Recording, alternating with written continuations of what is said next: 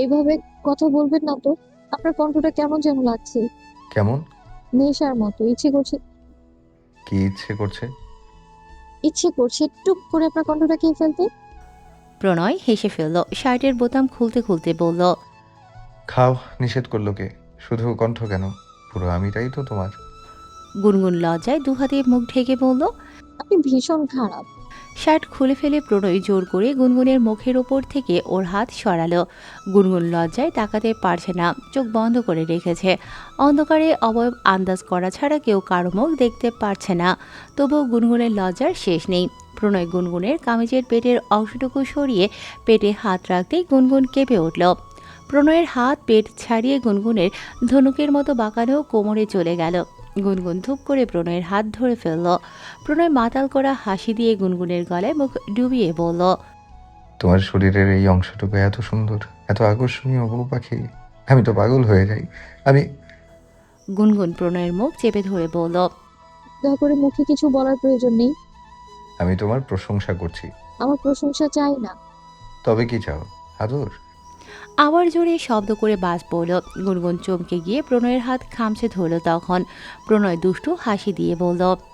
ঠিক আছে, তবে চলো, আজকের রাতটা তোমায় আদর দিয়ে অতিষ্ঠ করে ফেলি। গুনগুনকে আর কিছুই বলার সুযোগ দিল না প্রণয়। এক হাত গুনগুনের গলায় রেখে ঠোঁটজোড়া নিজের দখলে নিয়ে নিল, অন্য হাতে কাঁথাকে বানিয়ে নিল নিজেদের আবরণ। আজকের আবহাওয়া বেশ নরম, শীতল বাতাস, রোদের তীব্রতাও কম। প্রণয় রেস্টুরেন্টে বসেছিল। সকাল 10টা নাগাদ বেশ কিছু লোকজন এসে উপস্থিত হলো সেখানে। সবাইকে দেখে বেশ গণ্যমান্য ব্যক্তি মনে হচ্ছে। একজনের একটু চেনা চেনাও লাগছিল কিছুটা। সাদা পাঞ্জাবি পরা অল্প বয়সী এক তরুণ জিজ্ঞেস করল। প্রণয় মাথা নাড়ালো। জি। প্রণয়ের বুঝে আসে না অচেনা লোকগুলোর ওর সাথে কি কথা থাকতে পারে।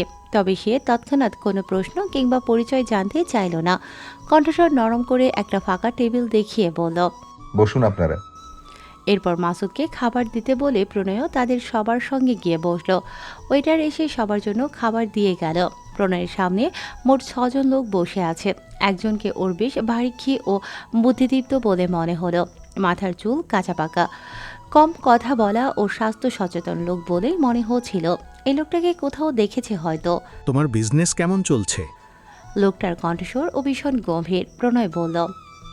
ভালো, কিন্তু আপনাদের তো চিনলাম না। আমি রাশেদ তালুকদার, 11 নং আসনের প্রাক্তন এমপি। প্রণয় বেশ অবাক হলো এবার। ওর থেকে কিছুটা দূরে মাসুদ দাঁড়িয়েছিল। সে রাজনীতি অত বোঝে না, কখনো এসবে আগ্রহ ছিল না, তাই রাশেদ তালুকদারকে চিনতেও পারেনি। কিন্তু এখন পরিচয় পেয়ে অবাক না হয়ে আর পাইল না। আমার কাছে কি জন্য এসেছেন? জানতে চাইল প্রণয়। রাশেদ তালুকদার দীর্ঘশ্বাস নিলেন, একটু নড়েচড়ে বসে বললেন।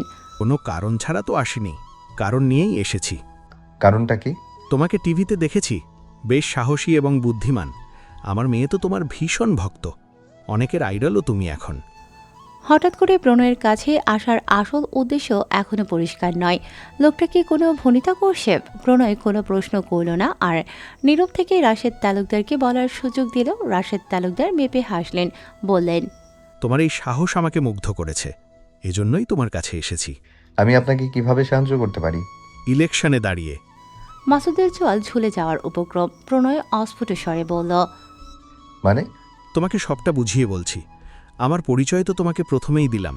11 নং আসনে পরপর 3বার এমপি হয়েছিলাম আমি, কিন্তু গত 2বার ইলেকশনে হেরে যাচ্ছি। তাসের ঘর পাল্টে গেছে। আমার প্রতিপক্ষ ইখতিয়ার উদ্দিন আমার বিরুদ্ধে ষড়যন্ত্র করে উল্টাপাল্টা নিউজ বের করে জনগণের কাছে খারাপ করেছে।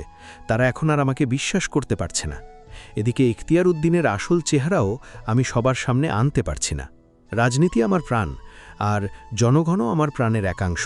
তাদের ওপর ইখতিয়ার উদ্দিন যে জুলুম করছে, আমি সেসব সহ্য করতে পারছি না, মেনে নিতে পারছি না। এদিকে প্রমাণের অভাবে কিছু করতেও পারছি না। তাই আমি চাচ্ছি 11 নং আসনের হয়ে আসন্ন ইলেকশনে তুমি দাঁড়াও। প্রোটোকল, টাকা পয়সা যত সাহায্য লাগে আমি করব। আমি থাকব তোমার পেছনে। তুমি শুধু ধ্বংস থেকে জনগণকে বাঁচাও। প্রণয় বিস্ময় নিয়ে বলল। কিন্তু আমি কেন? আপনি অন্য কাউকে ইলেকশনে দাঁড় করান। তোমার মতো সাহসী বুদ্ধিমান এখনো পর্যন্ত আমি কাউকেই পাইনি। ইখতিয়ার উদ্দিনের প্রতিপক্ষ সবাই হতে পারবে না, কিন্তু তুমি পারবে। তোমার মধ্যে সেই দম আছে। তাছাড়া তুমি অনেকের প্রিয় মুখ, পছন্দের মানুষ, তাই তোমার জন্য ইলেকশন জেতা অনেক সহজ হয়ে যাবে। কিন্তু রাজনীতি সম্পর্কে আমার যথেষ্ট আইডিয়া নেই। সেসব তুমি আমার উপর ছেড়ে দাও, আমি সব সামলে নেব। প্রণয় চুপ করে আছে। রাশেদ তালুকদার কয়েক সেকেন্ড সময় নিয়ে বললেন, এখনও হাতে অনেক সময় আছে, তুমি ভাবো, ভেবে তোমার সিদ্ধান্ত জানাও। কোনো জোর জবরদস্তি নেই, কিন্তু আমি আশা রাখব তুমি আমার কথাগুলো একটু ঠান্ডা মাথায় ভেবে দেখবে। আজ তাহলে উঠছি। রাশেদ তালুকদার তার লোকজন নিয়ে চলে যেতেই মাসুদ হুমড়ি খেয়ে পড়ল প্রণয়ের উপর। উত্তেজিত হয়ে বলল, দোস্ত, তোর তো কপাল পুরা খুইলা গেছে। মেঘ না চাইতে বৃষ্টি পাইয়া গেছোস। প্রণয় নিশ্চুপ। মাসুদ বলল, এত কি ভাবতেছোস? অনেক প্রশ্নই মাথায় আসছে। মাথার ওপর এত প্রেশার না দিয়া রাজি হইয়া যা। নিজের যোগ্যতা প্রমাণ করার এত বড় সুযোগ হাতছাড়া করিস না। প্রণয় চসূচক শব্দ করে বলল, তোর কাছে কি কোনো কিছু গন্ডগোল মনে হচ্ছে না মাসুদ? কি এর গন্ডগোল? সব কিছু ঠিক আছে। তুই যদি এই সুযোগ পায়ে ঠেলে অবহেলা করস, তাহলে তুই একটা পাগল। এত না ভাইবা রাজি হইয়া যা। প্রণয় উঠে দাঁড়ালো। প্যান্টের পকেটে দুহাত পুরে বলল। দেখি গুনগুনকে বলি আগে। মাসুদও দাঁড়িয়ে বলল, তোর কি মনে হয় গুনগুন রাজি হইব? জানি না। আমি জানি। আমি তোরে কইতাছি, ওই জীবনও রাজি হইব না, আর তোরে অনুমতিও দেব না। শুনতে তোর খারাপ লাগলো, সত্যি হইল যে গুনগুন কোনোদিন চাইবে না তুই ওর থেকে উপরে থাকস। অয় তোরে বিয়ে করছে এই জন্য যে অয় যেন তোরে আঙ্গুলের ইশারা নাচাইতে পারে।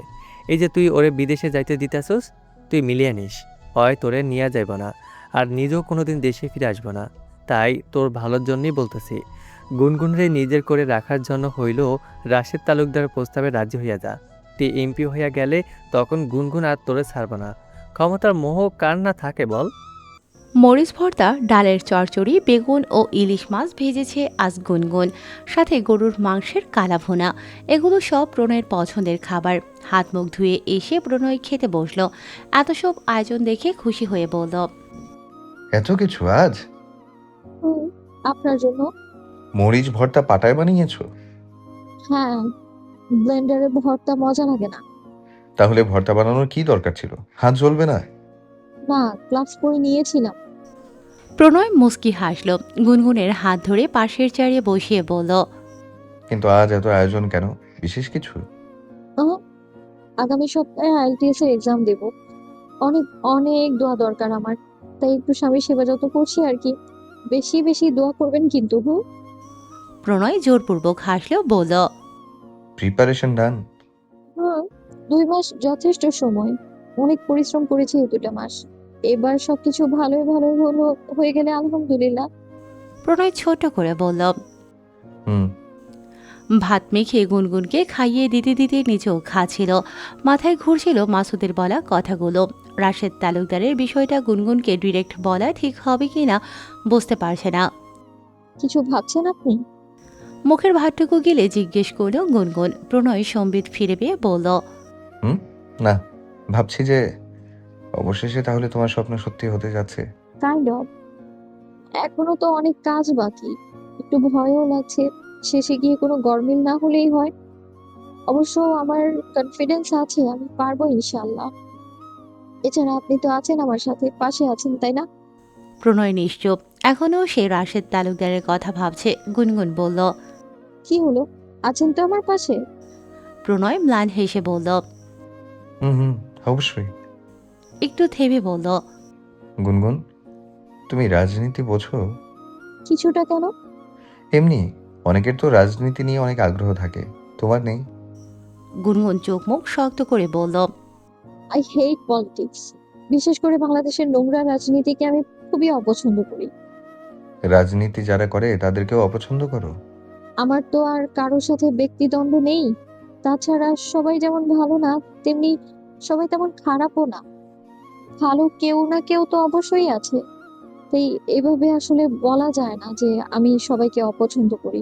তাছাড়া আমার পছন্দ কিংবা অপছন্দ কি বা আসে যায়? আমি তো শুধু আমার স্বামী ইফতেখার প্রণয় রেহমানকে পছন্দ করি।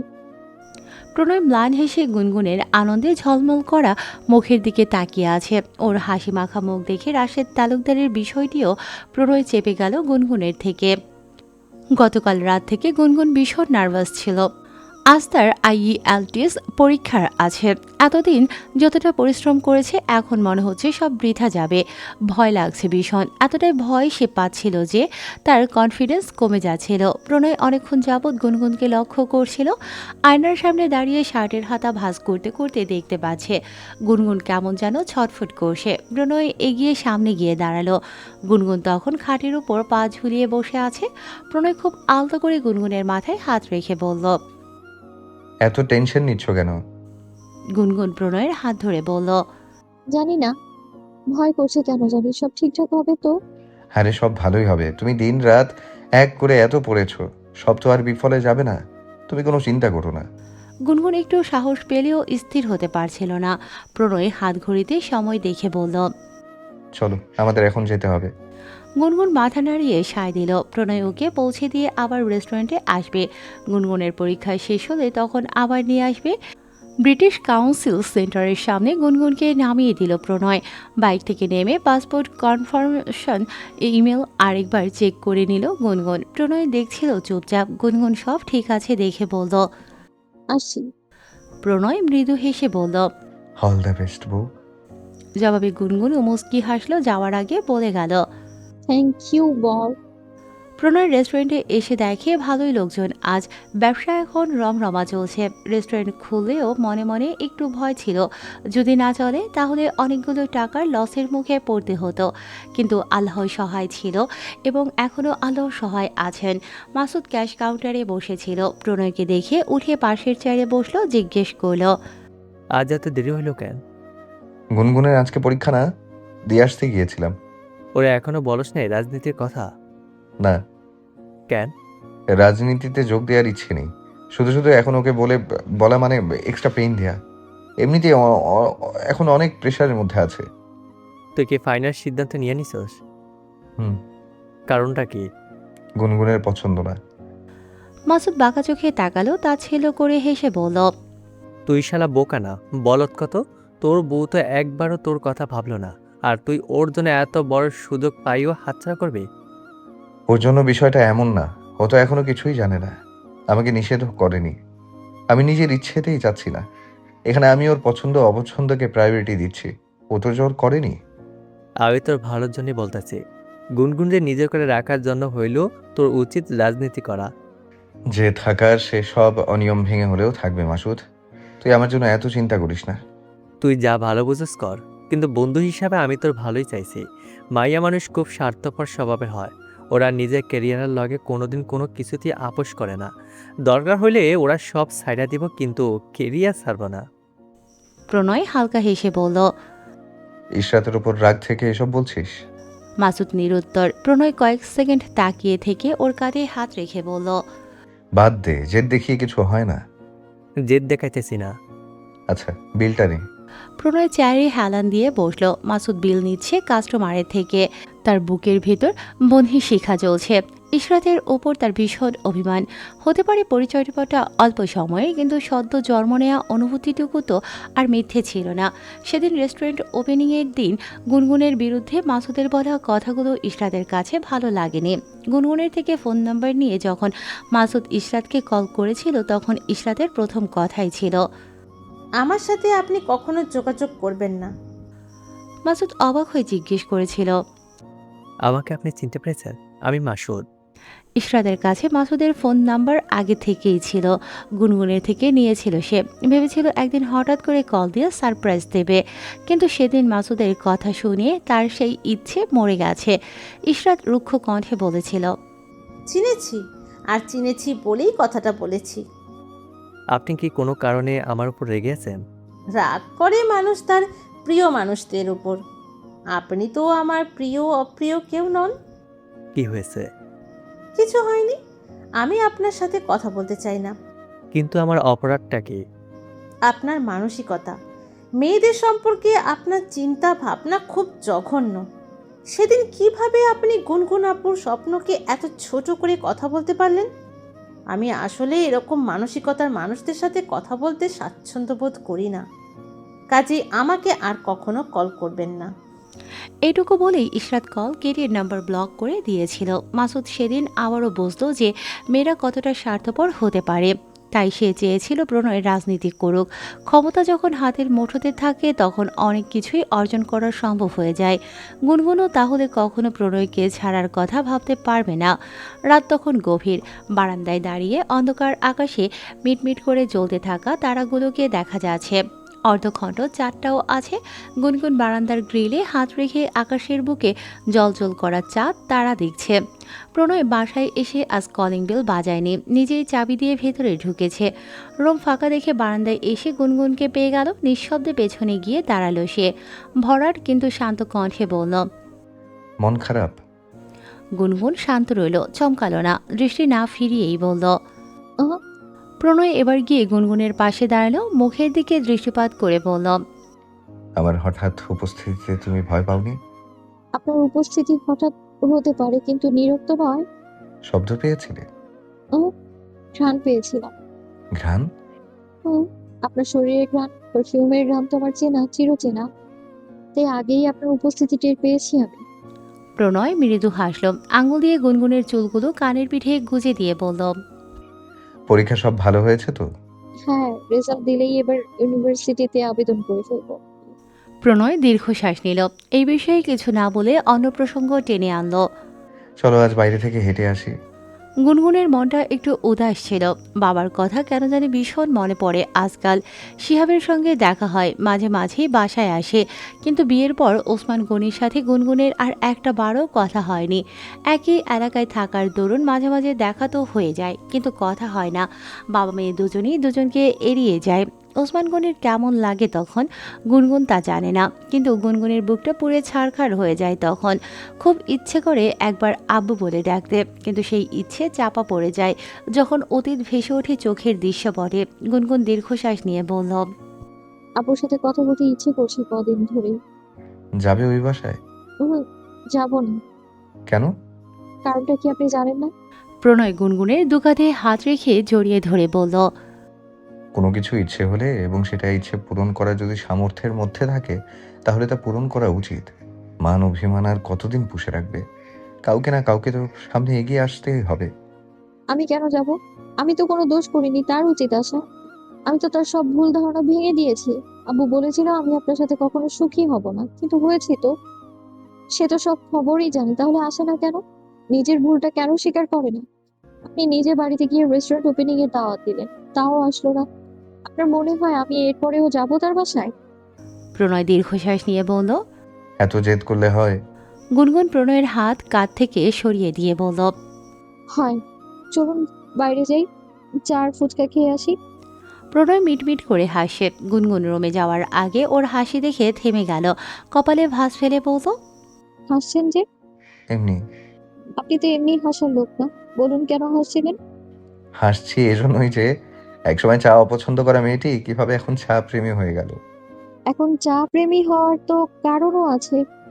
আগে আমার জীবনে ইফতেখার প্রণয় রেহমান ছিল না, তাই চা পছন্দও ছিল না। এখন সে আছে আর ঘুমেরও ভয় নেই, তাই এখন আমি চা প্রেমী। প্রণয় মাথা দুলিয়ে বলল, বটে, তবে চা প্রেমী না বলে স্বামী প্রেমী বললে আমার বেশি ভালো লাগতো। এখন কি দাঁড়িয়ে দাঁড়িয়ে ঢং করবেন নাকি বাইরে যাবেন? হ্যাঁ হ্যাঁ, চলো। দুটো গলি পার হলে মেন রোডের পাশে একটা ফুচকার দোকান আছে। দারুণ ফুচকা বানায় তিনি। রাধিকা ও গুনগুন প্রায় ভার্সিটিতে যাওয়ার সময় কিংবা আসার সময় ওই দোকানে গিয়ে ফুচকা খেত। প্রণয়ের সাথেও অনেকবার গিয়েছে, কিন্তু এরকম রাত করে কখনো যাওয়া হয়নি। রাত বাজে এখন প্রায় 9টা। মানুষজন এখনো অনেক আছে। প্রণয় ঘড়িতে সময় দেখে বলল, এখন খোলা পাবো তো? হ্যাঁ, 11টা পর্যন্ত ওই দোকান খোলা থাকে। তুমি জানলে কি করে? একদিন কথায় কথায় আমি আর রাধিকে জিজ্ঞেস করে জেনে নিয়েছিলাম। ওহ আচ্ছা। বাইকে এসেছে বলে খুব একটা সময় লাগেনি। পাশেই বাইক রেখে দুজনে ফুচকার দোকানে গিয়ে কাঠের বেঞ্চে বসলো। গুনগুনকে দেখে ফুচকাওয়ালা মামা হেসে জিজ্ঞেস করলেন। জবাবে গুনগুনও হেসে বলল। আলহামদুলিল্লাহ মামা, 2 প্লেট ফুচকা দিন। প্রণয় বলল, 2 প্লেট কেন? আমি খাবো না। জানি তো আপনি ফুচকা পছন্দ করেন না, আমি একাই খাবো। মামা, বোম্বাই মরিচ দিয়ে বানিয়ে দিয়েন। না, ঝাল খাবে না, পেট জ্বলবে পরে। আহা, কিচ্ছু হবে না। আপনি আমার জন্য একটা মোজো নিয়ে আসেন, ওই যে ওই পাশেই আছে। ঠিক আছে, তুমি তাহলে বসো।